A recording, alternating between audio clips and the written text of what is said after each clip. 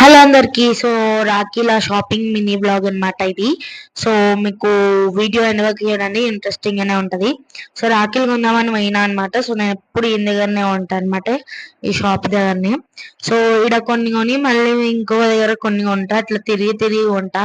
But వీళ్ళ దగ్గర collection బాగుంటది. సికింద్రాబాద్ లో ఉంటా నేను ఎక్కువ. నాకు ఆడనే నచ్చితే ఏడికి పోయినా నచ్చాయి అనమాట.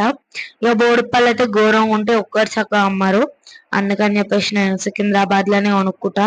పని కట్టుకొని పోయి కొనుక్కుంటా అనమాట నేను. సో పొయ్యి కొనుక్కొని ఇంకొక దగ్గర పోతున్నా, నాకు ఆడ నచ్చలే అని చెప్పి. అట్లనే మా అంకలమ్మ దర్శనం కూడా చేసుకుంటాం అనమాట పోయిన ప్రతిసారి. సో ఇంటికి వచ్చేవరకు హాలత్ బేహాలత్ అయిందనమాట. So next day continuation blog. So మా అసలు ఉన్నోళ్ళు కూడా కొనుక్కుంటా అంటే పోయినాము. సో కొనుక్కున్నాము. రేట్లు అయితే ఒక రేంజ్ లో చెప్తుర్రు ఈడ. బట్ అట్లెట్లా వేసి అయితే డిస్కౌంట్ అవి ఇవి తీసుకొని కొనుక్కున్నాక సెలూన్ కి పోయి మేము కట్టుకున్నాం అనమాట. మేము ముగ్గురం ఉంటాం అనమాట, ముగ్గురం దోస్తులం మేము.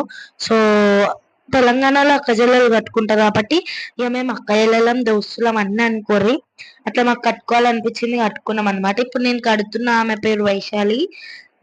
ఇప్పుడు ముందు ఇప్పుడు కడుతున్న ఆమె పేరు హేమ అన్నమాట. సో మేము ముగ్గురం దోస్తున్నాము.